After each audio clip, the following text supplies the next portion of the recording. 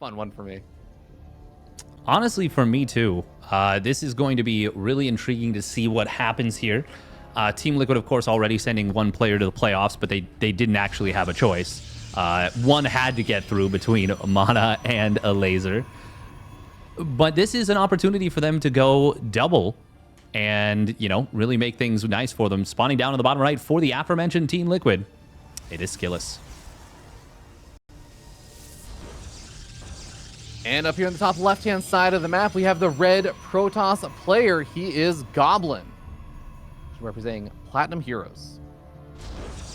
Affectionately known as the son of Roddy. I don't know if that nickname still really applies, but he plays enough Phoenixes that I think it should absolutely apply, and he plays them well enough as well.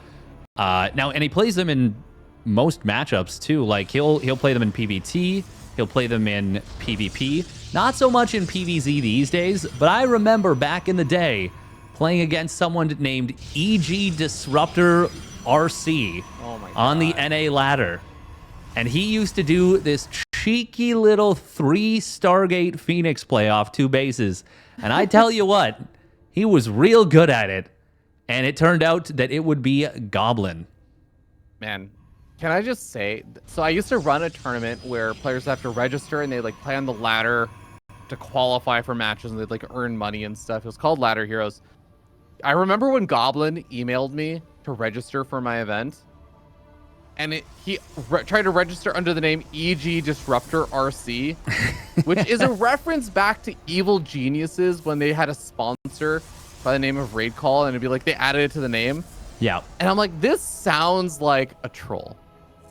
And I genuinely, for the following, like every single day for the following like 2 to 3 weeks, I was checking his account and being like, is this guy like cheating somehow? Yeah. Is this guy like a troll or something? I'm like, no, this is actually just like a legit good player. And I'm so happy this man has changed his name into something more respectable, like Goblin, which is not a sentence I thought I would say, but yeah, that is actually a really funny way of putting that. Like, thank God he finally became a respectable member of society, a Goblin. Like the one of the first, you know, like, I guess fantasy villain type critters, like way before even Lord of the Rings became a thing. I think goblins were invented by something, but that's going into deep lore. And we are getting into game right now as we've got a Stalker Sentry opening versus a double Adept. Goblin should be able to, of course, get the wall here. Okay, I was going to say, as long as he's paying attention with that probe, which he is, and passes the first very early skill check. We did see something, by the way, that I just want to point out that just was cool that I didn't know you could do. So you can block projectiles by jumping in a gas geyser. A probe's zap actually got blocked by that earlier on. Like, it just didn't connect. I didn't know that was a thing. That is... That's a 99% useless fact if I've heard one. No, I'll have to take a look at the replay for that, because I always thought that is not a projectile. I know I think it was in Brood War it was a projectile, whereas the other units, I could be wrong about this. Nick Tasteless Plot somewhere out there just is like like a shaking awake in his sleep. It's like someone's spouting wrong things about Brood War, but you know, I think as far as I can recall, I think that probes were actually like ranged units in Brood War, but I don't think it's the case in StarCraft 2. That's a surprise. Yeah, I didn't think it was either. Just a weird, neat little thing. It's entirely possible that the damage actually did go through, and it was just the animation that got like weirdly funky. I would have to take a look at things. By the way, we see an extremely fast third Nexus out of Goblin, and SKillous, he built a quick robotics facility. He made so many sentries, 6 of them, is building a War Prism, and he is going to tickle cannon that Nexus unto death unless his opponent can out-tickle cannon him. Yeah, I mean, the Immortal is walking its way across the map as well. I think that's something that's kind of, I thought he was going to wait for, but he's just going to go for it potentially. Baits out 2 force fields of his opponent without really taking too much damage outside of just a single Adept. 2 or 3 of the sentries are also getting locked in. This is an amazing start for SKillous. Yeah, that is really nice. And the Nexus did complete, which is a big problem. A lot of sentries getting popped here for Goblin. SKillous really getting a lot done here. Battery overcharge gets popped and promptly taken out. Oh, but that Warp Prism is in some danger. It cancels the Warp in by the skin of its teeth, and now Goblin has his own Warp Prism. There's double Guardian Shield, because what else are you going to do with the energy, I guess? Goblin is going to make an unreal hold on this base. That snipe on the Warp Prism was like 0.2 seconds away from getting those Stalker Warp in. That truly was the difference between SKillous having a significant lead in this game versus what is happening now, which is Goblin has a significant lead in this game. This game has completely changed the course of how it was going. Warp Prism, like you said, is also out for Goblin, which he was using defensively for Micro. Now he can use offensively as he moves out across the map. I mean, these two Adepts are looking to try and buy some time, but one of the Adepts already getting picked off means that a shield battery alone will help just deal with that single Adept. He doesn't have one in the natural, but I mean, he can just wall out the main, the third base. Oh, the shield battery did get never got rebuilt there, so at the third. So maybe there's a little bit more that can happen with that Adept. Oh, unfortunately, the Adept Shade actually was microed there. It could have gotten into the pocket between the minerals. Instead, he's only able to get one kill. That could have actually been a lot of damage. Meanwhile, the Adepts that were warped in aggressively, able to pick off 3 probes in the natural. I thought that was actually going to be a defensive warp in order to just deal with that one Adept that was warped in aggressively. SKillous, it is worth noting that even while he was attacking, he was taking his own third Nexus. So economically, he's still keeping pace with his opponent just fine. And Goblin is in a good position, but with SKillous getting a quicker blink behind us and holding his own third Nexus, SKillous is certainly not as far behind as I expected he would be, considering the difference in the resources lost. It is big. What I thought was going to happen was actually what is happening now, which is I thought Goblin was going to take the Warp Prism. I thought he was going to warp in offensively and he was going to go for a big attack. If these units force field in those Immortals, I don't know, like, can SKillous actually defend anymore? And one of the Immortals gets killed off through the shield battery overcharge. A second Immortal gets killed off. And now there's just a single Immortal left over. Just look at the army sizes right now, and you can see it is double the army supply there for Goblin. He's got 2 Adepts also drawing 3 Stalkers into the main base as he continues to attack. That was a perfect timing for Goblin right there. He caught those Immortals completely with the force fields. Sentries have gone through the biggest glow up you've ever seen in your life. Great Warp Prism micro, by the way, from Goblin to make sure that the probes really can't even slow this game down enough to give a realistic chance to SKillous. SKillous is going to take game 1, and he is going to be 1 map away from qualifying into the playoffs. This is very impressive right here out of SKillous. Oh, big leap forward. He snipes the Warp Prism, and he grabs an Immortal. Yeah. Not a chance. Goblin's looking so good in this game. Yeah, I think Goblin is going to be likely to take game number 1. Now nearly, not quite fully doubling the supply of his opponent, but nearly doubling the supply for a little bit there. A couple of force fields going to be thrown out. He's going to end up losing actually a handful of units on the retreat there, but there is just such a significant lead. Reinforcements are going to be coming in. Now that the Warp Prism wasn't there, he had to wait a little bit longer, but he still gets them. And all Goblin has to do is hold on. He has a 4th base coming up right now at Steadfast after having killed his opponent's 3rd. Yeah, and he's going to have Blink. He's going to have +1 weapons. It's now 2 Immortals to 0 as they trade 1 for 1 there. SKillous is microing these units very damn well. But it's going to come out to a point where he just cannot continue to rebuild and cannot continue to match his opponent's production. I think we're actually already hitting that point. Goblin was basically just waiting for additional gateways to come online. SKillous, he's going to even lose this shield battery that was quite far forward in the natural. So he won't really be able to make a defense off of that. And I think this warp-in should probably do it here. Yeah, I like the attempt there from SKillous. He said, okay, well, if I could just continue to buy time, snipe off the Warp Prism with a blink forward or something with some Stalkers from behind, he knows it's not going to be enough. And Goblin taking game number 1. The hot streak continues. Goblin just cannot be stopped right now. No, he cannot. He is cooking. He is killing it right now. There was one moment, by the way, basically when Goblin got the break and killed those 3 Immortals. If Skillet had survived, if he had survived even another 20 seconds without losing those Immortals, maybe 30, then all of a sudden, instead of being on 2 gateways, he's on 8. because he had 6 Yeah. gateways in production. That was the moment I was looking for. I was like, well, SKillous is actually in a pretty damn good spot. But you very poignantly pointed out that Goblin had still a timing open in front of him where he was on 4 gates. He had all those sentries available. SKillous did not have warp prisms with that army. If he even had a warp prism, realistically, with that army, that 3 immortal, like 2 sentry army at his third, and he's just literally able to pick the immortals up from behind the force fields and just keep them alive until until those gateways came online, then we're looking at a completely different scenario, I think, and we're probably still in that game. We might even see SKillous have made such a good defense that he actually is now winning the game. Wouldn't surprise me at all. Yeah, I mean, to put it even another way, that shield battery was nearly, when overcharged, nearly keeping some of those units alive for like an extra entire volley or something. If force fields were even just like slightly different and pushed a few stalkers further out of the way or something, if another one of the immortals of Goblin weren't quite in range of the immortals that he was trying to target fire down or something, maybe that shield battery keeps units alive a little bit longer, then the shield battery actually survives for a little bit longer because you can't just push in as easily.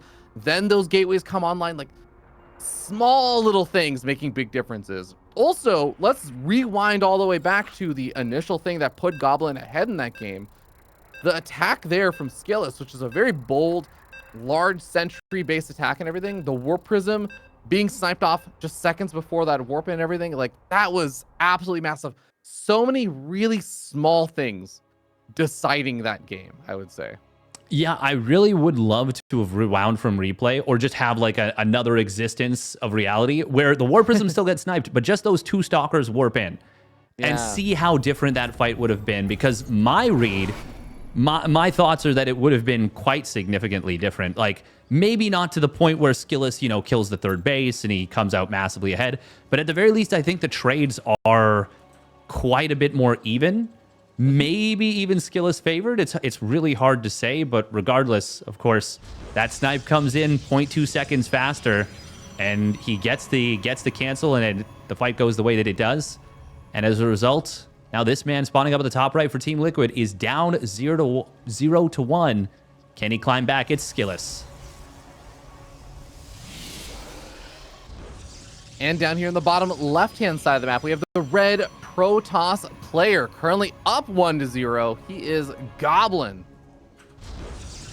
Also, yeah, I think I misspoke. I think I said SKillous is going to win this game. But yeah, obviously I meant Goblin was going to win this game. He was way far ahead in supply. I think we'll be able to forgive you, Dave. You're dealing with some health stuff during all this. And I think that most people could see that one of the players was up about 50 supply. Yeah. And that you were probably talking about the player that was up 50 supply, not the player. Yeah. And we're gonna give you a pass on that one, Dave. Thank you. I appreciate that. I like to think that I can read numbers and see that one with 3 digits is higher than one with 2 digits. Because we were at that point, it was like 117 supply to 71 or something. Like it was a big difference. I am actually impressed though that SKillous held on even for like an extra 2 minutes from that point. I was surprised when we didn't see a tap out like shortly thereafter, but obviously once one player is that far ahead in a PvP, it's pretty much just a matter of time. Yeah, it is definitely very tough to bounce back from that kind of situation, but I like that Skill still gave it an attempt and still made it look kind of interesting. I think you were even pointing out how he was still taking some surprisingly decent trades with his blink micro and everything, despite the fact that he was so far behind, which I think in and of itself is already quite impressive. And sometimes, you never know. You can make some magic happen. I will say, as an enjoyer of Nina, who is a wonderful Protoss streamer, who has mounted many, many comebacks with just seemingly impossible situations through blink micro, I've become a believer that truly there are, in fact, some games that are redeemable. Maybe it's because your opponent makes some mistakes, but if you micro your heart out, sometimes you can force those mistakes out. So I don't hate that skill is stuck in it. No, I don't hate it at all. It's warm up for the next game. It can sometimes shake your opponent's confidence if they get such a huge lead and they can't close it out.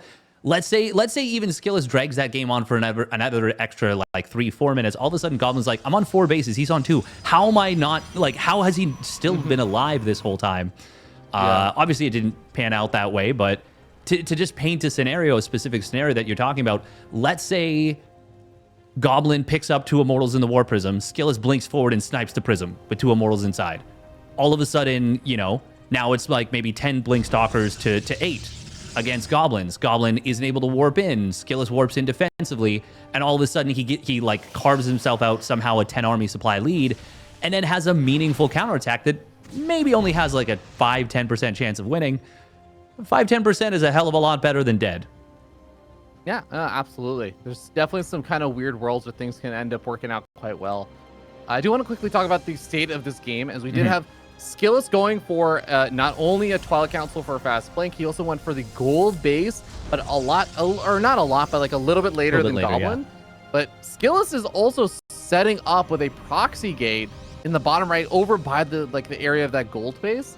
That could be just for a little bit of like offensive warp-ins and stuff for this pressure, and also setting up for like adepts and stuff when Goblin eventually takes that base.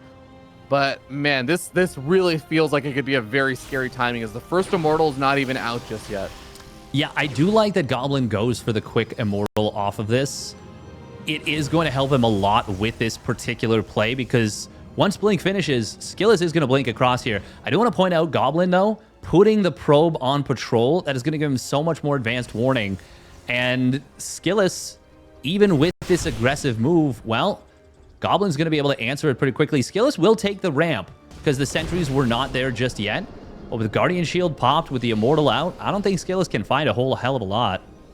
You know, a really underrated thing, I like that shield battery is actually so close to the main base, because that shield battery on the low ground, the Immortal could actually run back to it right now.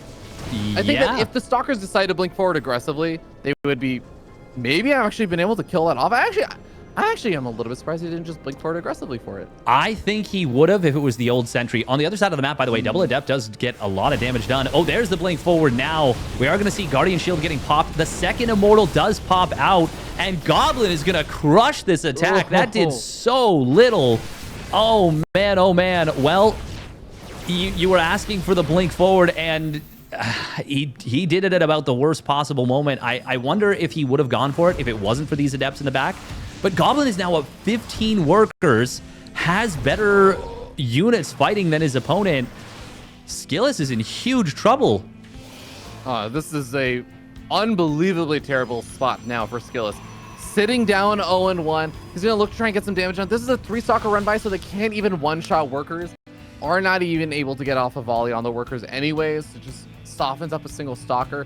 The gold base is also where SKillous took his mining, or took his expansion at. So that means that these adepts can continue to deny mining for a little bit. They are eventually going to get found out. They are eventually going to get picked off. But Goblin is going to be feeling so comfortable right now. Even finds an extra worker right before his blink finishes up, and SKillous is going to lose map control now.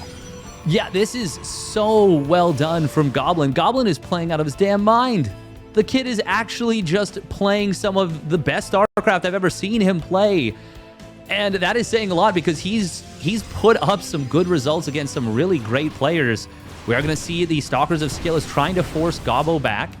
Nice little pick off on one of those sentries, but it's going to come at the cost of a Stalker.